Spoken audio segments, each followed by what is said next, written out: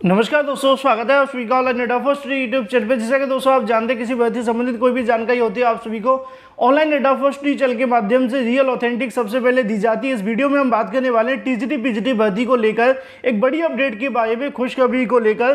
TGT PGT की परीक्षा की तारीखों को लेकर भी जानकारी मैं आप सभी को दूंगा, क्योंकि काफी लंबे समय से अभ्यर्थी टीजीटी पीजीटी भर्ती को लेकर परेशान थे। अब यहां से गुड न्यूज आपको देखने के लिए मिल रही है। साथ ही अगर बात की जाए नई एल टिकट शिक्षक भर्ती के विज्ञापन के बारे में, ऑफिशियल जानकारी के बारे में, एक एक करके सारी जानकारी हम कवर करते हैं। वीडियो को लाइक कर दें, साथ ही शेयर कर दें और चैनल को सब्सक्राइब कर लें, जिससे कि जानकारी आप सभी को ऑनलाइन नेटा फर्स्ट चैनल के माध्यम से रियल ऑथेंटिक सबसे पहले मिलती रहे। चलिए दोस्तों, वीडियो शुरू करते हैं। टीजीटी पीजीटी भर्ती को लेकर जब से नोटिफिकेशन जारी हुआ, अभ्यर्थी लगातार यहां से इंतजार कर रहे हैं परीक्षा की तारीखों के बारे में। लेकिन यहां से एक बड़ी खुशखबरी देखने के लिए मिली है, जो कि मैं आप सभी को बताऊंगा। लेकिन उससे पहले मैं आपको बता दूं उत्तर प्रदेश में आने वाली नई एलटी गेट शिक्षक भर्ती के बारे में, क्योंकि लगातार अभ्यर्थी इसको लेकर भी इंतजार कर रहे थे। बहुत सारे अभ्यर्थी कंफ्यूज हो रहे थे कि टीजीटी की प्रिपरेशन करें कि एलटी गेट की। लेकिन जैसा कि आप जानते हैं, जो विज्ञापन पहले जारी हो चुका है, आपकी प्रिपरेशन उसी पे होनी चाहिए, ना कि आने वाले को लेकर। अगर आपके पास कोई दूसरा ऑप्शन नहीं है, तब आप एलटी गेट की तरफ जा सकते थे। लेकिन इसी बीच नई एलटी गेट शिक्षक भर्ती को लेकर उत्तर प्रदेश लोक सेवा आयोग ने कहा था कि अक्टूबर के अंदर इस भर्ती का विज्ञापन जारी कर देंगे। हाल ही में शासन के माध्यम से एक पत्र भी भेजा गया था उत्तर प्रदेश लोक सेवा आयोग को। उसके बाद उम्मीदें थी कि नई एल टिकट शिक्षक भर्ती का विज्ञापन जल्द जारी कर दिया जाएगा। उसी के संबंध में अभ्यर्थियों के माध्यम से उत्तर प्रदेश लोक सेवा आयोग जाकर यहां से एक ज्ञापन सौंपा गया, जो कि नई एल टिकट शिक्षक भर्ती के संबंध में था। अभ्यर्थियों के माध्यम से अधिकारियों से बात करके बताया गया कि एल टिकट शिक्षक भर्ती के विज्ञापन को लेकर काफी लंबे समय से जानकारियां निकल कर आ रही हैं, लेकिन भर्ती का जो विज्ञापन है वो जारी नहीं हो पा रहा है। इसी को लेकर उनके माध्यम से जानकारी देखने के लिए मिली है। आधिकारिक जानकारी दी गई, मतलब कि अधिकारियों के माध्यम से बताया गया है कि एल टिकट शिक्षक भर्ती को लेकर आखिर क्या विवाद है और विज्ञापन क्यों जारी नहीं हो पा रहा है।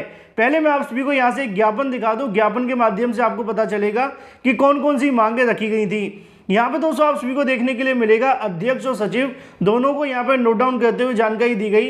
विषय ये है कि एल टिकट जीआईसी 2022 के विज्ञापन जारी करने के संबंध में, साथ ही 2018 की सेकंड लिस्ट जारी करने को लेकर यहाँ से मांग की गई थी। लिखा हुआ है कि पहले नंबर पे आपको देखने के लिए मिलेगा एलटी जीआईसी 2022 और जीआईसी प्रवक्ता 2022 का नया विज्ञापन जल्द जारी कर दिया जाए।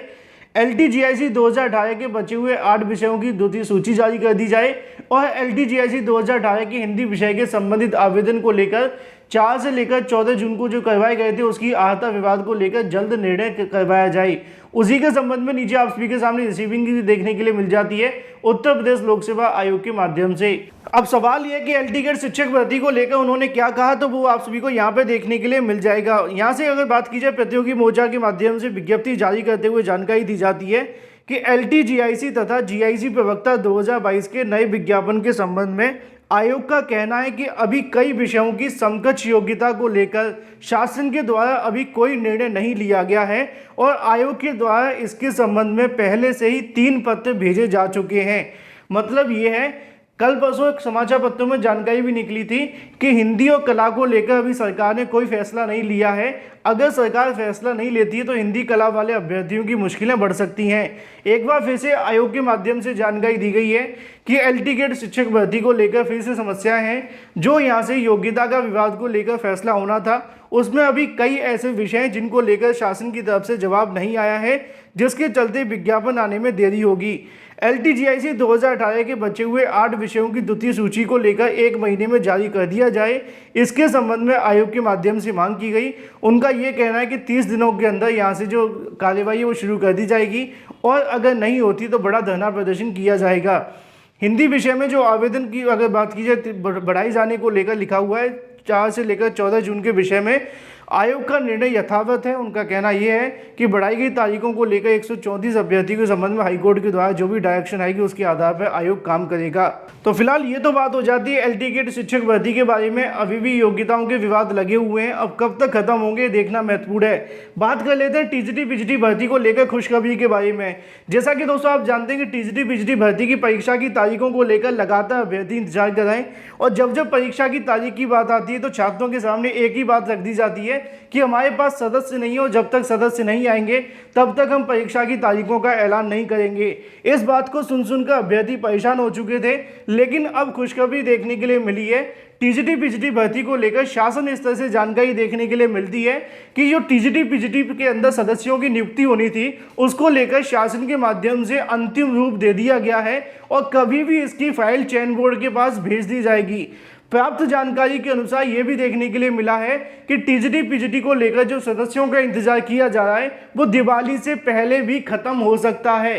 ये जानकारी शासन की तरफ से मिली है, तो मैं आपको बता रहा हूँ हो सकता है कि दिवाली के 2-4 दिन आगे बढ़ जाए, वो मैं अपनी तरफ से कहूँगा, क्योंकि यहाँ पे आप जानते हैं अधिकारियों का काम ऐसा ही होता है, 2-4 दिन आगे बढ़ा देते हैं। लेकिन जो शासन से जानकारी मिली है वो यही है कि टीजीटी पीजीटी को लेकर जो सदस्यों का इंतजार है वो दिवाली से पहले खत्म हो सकता है।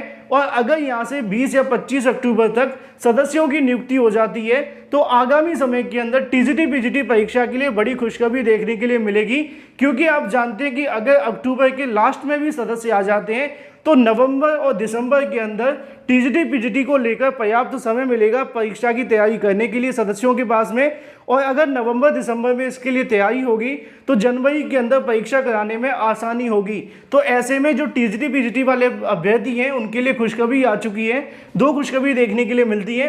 पहली तो ये कि आपकी परीक्षा जनवरी में होने की प्रबल संभावना है। दूसरी खुशखबरी ये है कि जल्दी सदस्यों की नियुक्ति होने वाली है और अगर सब कुछ ठीक रहा तो दिवाली से पहले आप सभी के सामने टीजीटी पीजीटी को लेकर जितने भी सदस्यों की आवश्यकता है वो शासन के माध्यम से कर दी जाएगी।